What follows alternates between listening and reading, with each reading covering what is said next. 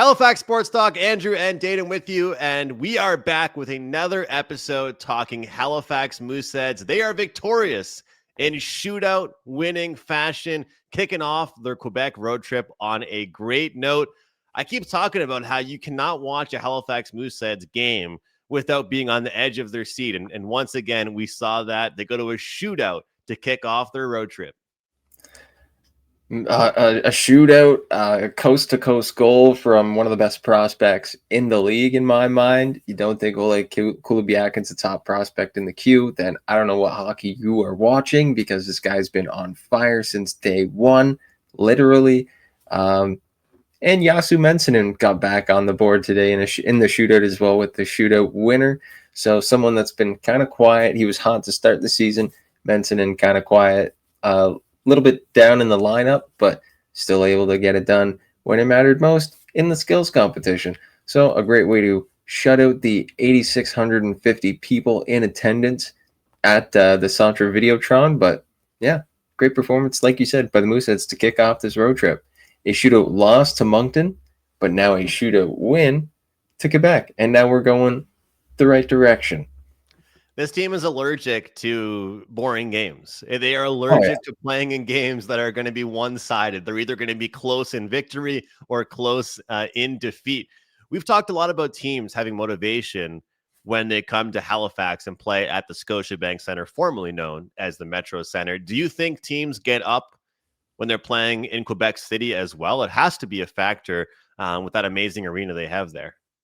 Big time. Their lower bowl is pretty much filled. Their arena, like the game presentation, I haven't been to a game there, but I watched back when the Mooseheads played the Rempart in the finals in 2023. Their game presentation was amazing, especially being the playoffs and the final series. And TSN was in the building. They kind of had to jank it up a little bit, but no, Quebec, people get up. It's a big building. You're playing in one of the biggest cities in the league, if not the biggest city in the league. I think it is. So yeah, I think it's just usually the start of a road trip, like it is for the Mooseheads today. So it's pretty easy to get up when you're playing the Rempart. And you're playing the Rempart, Mooseheads and Remparts have a little bit of back and forth. They have a little bit of history, I guess you would say. And I guess the Remparts are an easy team to get up and play against, just because most teams don't like playing against them. I feel like whether the players want it or not, if you're playing on the Remparts, you know that you have an extra target on your back. It's like playing for an original six franchise in the NHL. There's just a little bit more added pressure. I think you got the fancy arena, you've got the fancy club, you've got a team that's had a lot of success over the years, so you get that added pressure. All right, let's not skip over. Let's not waste any time. We have to go to the highlight real goal. Oleg Kulibiakin, he has been posted all over social media right now.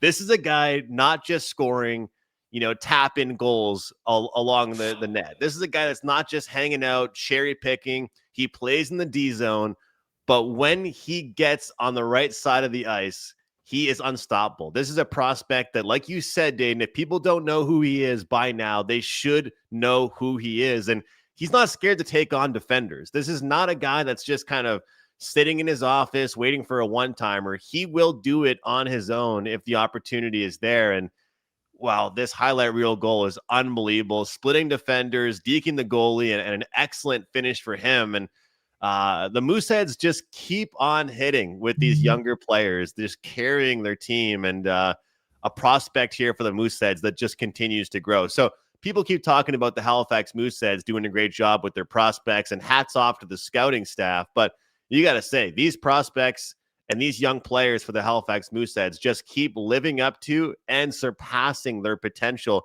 And it's only November. I mean, what's this guy going to be doing in January and February? I can't wait to watch his growth. But what a goal for him, and what a way for this Mooseheads team to kick off their road trip. I could tell you all about that goal. I could tell you it was beautiful. I could basically say the exact same thing you just did, but I could also do this and let you guys see for yourselves. Here we go.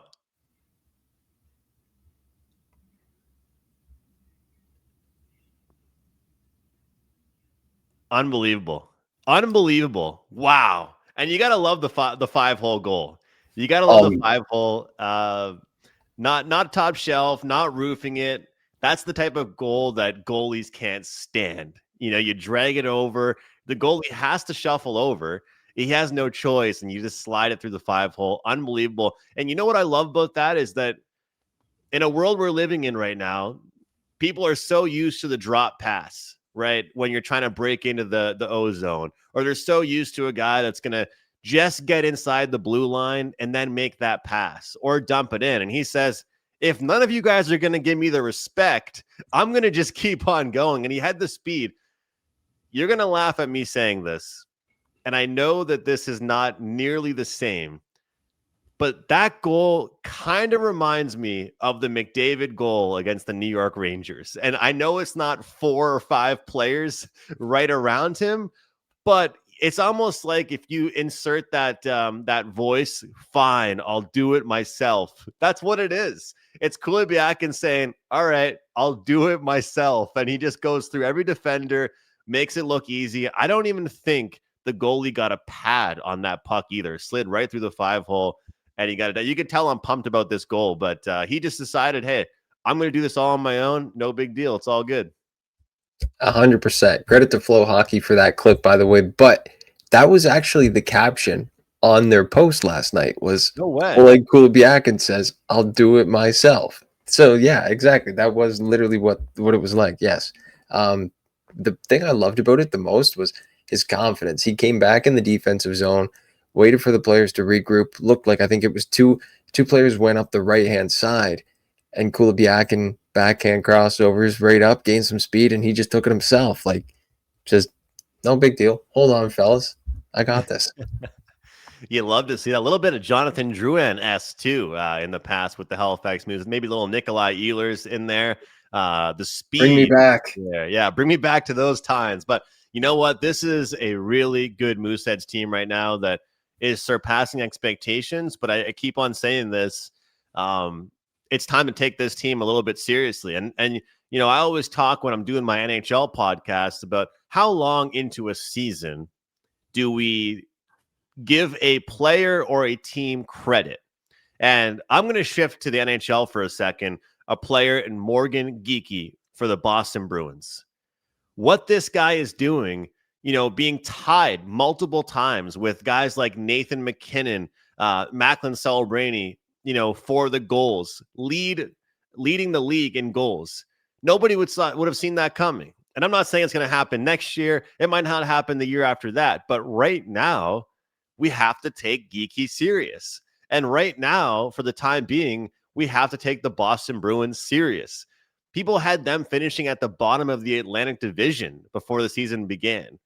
So what I'm trying to say here and make this comparison is that we have to take this Halifax Mooseheads team serious.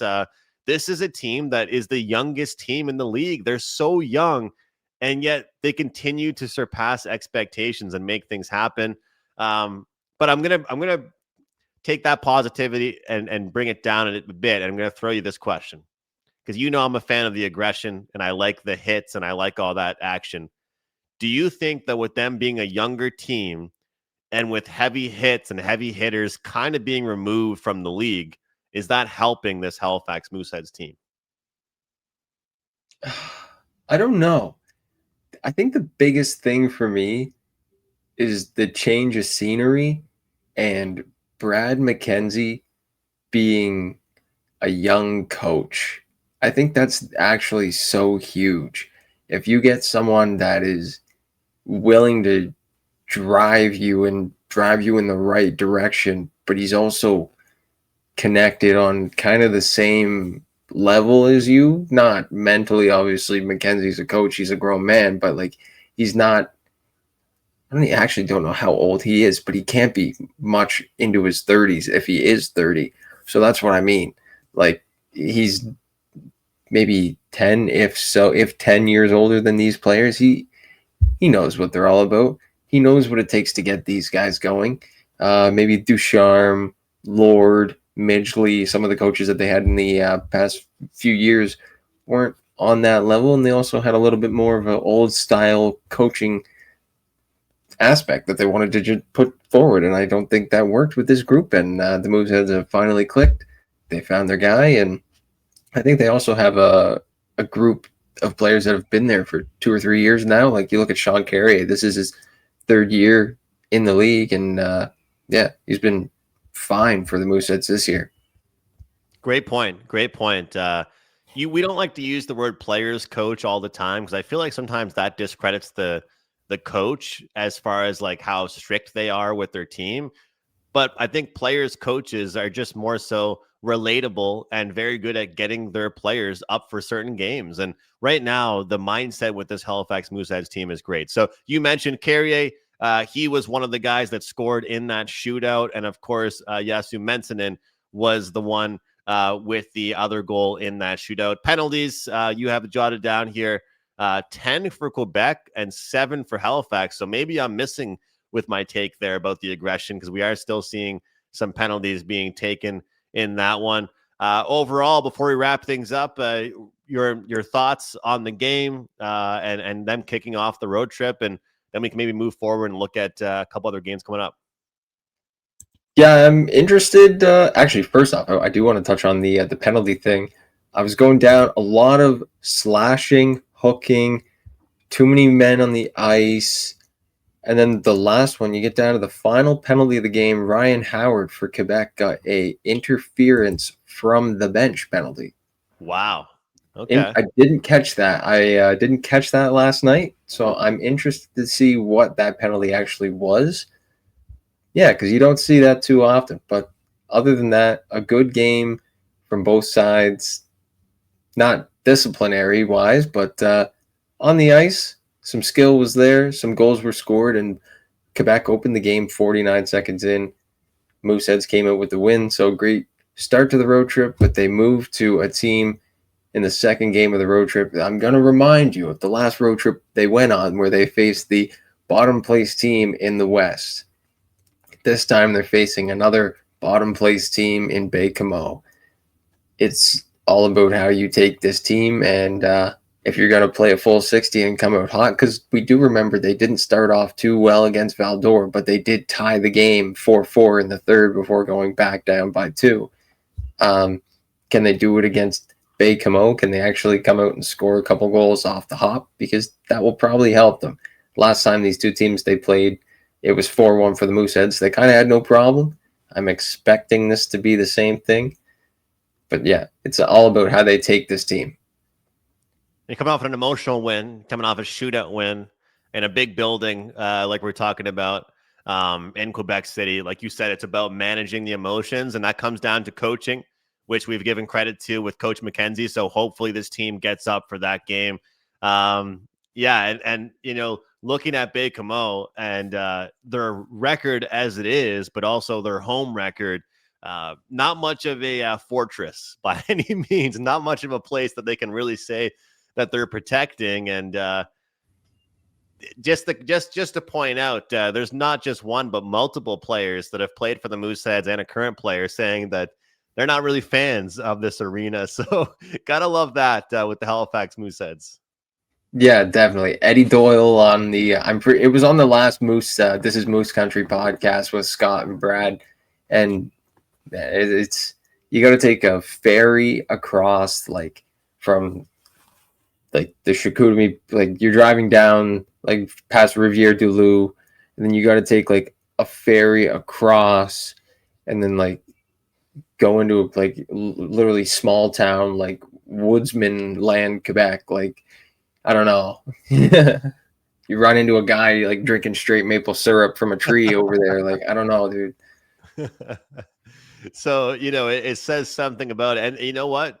That's supposed to make for a good home ice advantage for a team when players don't want to be going there. But yeah, 2-6-0-1 home record. Halifax on the road been pretty good. And you know, these are the type of road trips that really separate yourselves in the standings. Obviously you want to be a good home team. You want to be able to look at a home stand and say that's going to be great for us. But specifically the road games, I think, especially in junior hockey, if you can have yourself a good road team, then you're going to be looking in good shape. And then for the Halifax game against Chicoutimi, Expectations, what do you think here? And obviously playing Friday and then playing Saturday again will be the second half of a back-to-back. And I'll tell you one thing, like Wednesday, Friday, Saturday, it's the dreaded 3 and 4 nights. It's not easy. That's where the fatigue factor comes in. And so from an outside looking in, depending on how that game goes, in the betting industry, we call that Baie-Comeau game a sandwich spot. That is kind of that middle spot that they might not care as much about. You care more about the Quebec spot. You care more about the Chicoutimi spot. Tell us about what you know about Chicoutimi. How do you think this game goes? Well, Chicoutimi is currently 4-1 in their last 5. They're going to be hot coming into this one. I think it's a team that is kind of higher up in the standings over in the, are they in? No, they're in the Eastern Conference, I believe. No, they are. They're a couple points ahead of the Mooseheads. What am I talking about? They're definitely going to be not as tired as the Mooseheads coming in because they play, obviously, the day before against Baie-Comeau, and then they have a day off. Then they play the Mooseheads on Saturday. So they play Thursday, Saturday. They have a day of rest. They're not playing a team on the second day of a back-to-back. So a little bit of an advantage there for Chicoutimi. I don't know. It's also going to be interesting to see if Circa plays tomorrow in Baie-Comeau and Bresson gets a rest and he gets the game in Chicoutimi. It's all going to come down to matchups and who's got the better legs at the end of the weekend. And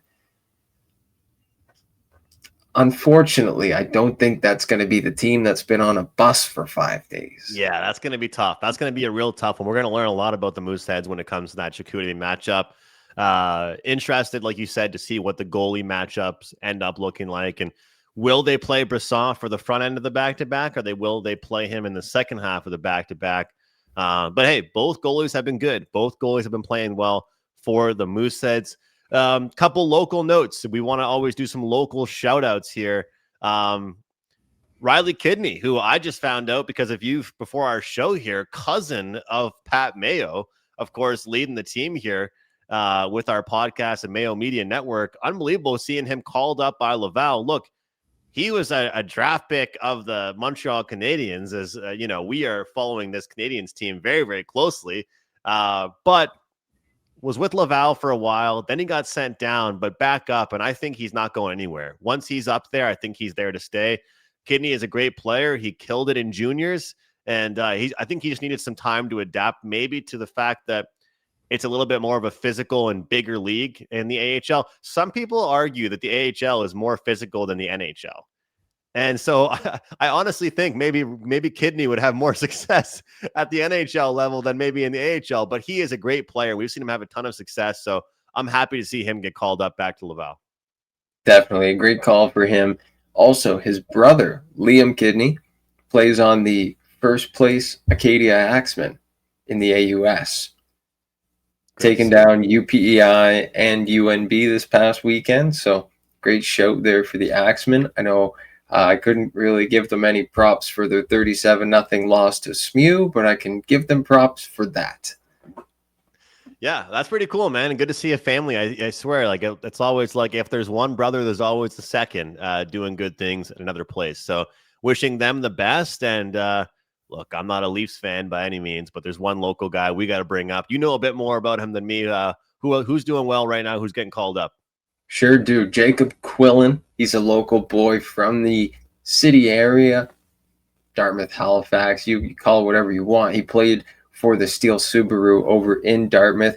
So if you want to say he's got some connection to Dartmouth as well, why not? He also scored the national championship winning goal, the D1 national championship at the Frozen Four for Quinnipiac University a couple of years ago. He got called up by the Leafs last night from the Marlies, so it's great for that. Saw one of his games last year against the Rochester Americans, got an assist in that one, so it was nice to see him get on the board, and it's also nice to see some local boys get called up to the NHL, so great show for Quillen. Love to see it. Love to see it. Love to see these Nova Scotians doing very well, and especially for Canadian teams. It's really good to see it for a Canadian East Coast team. I don't often cheer for the Leafs, but I'll cheer for him when he's in the lineup.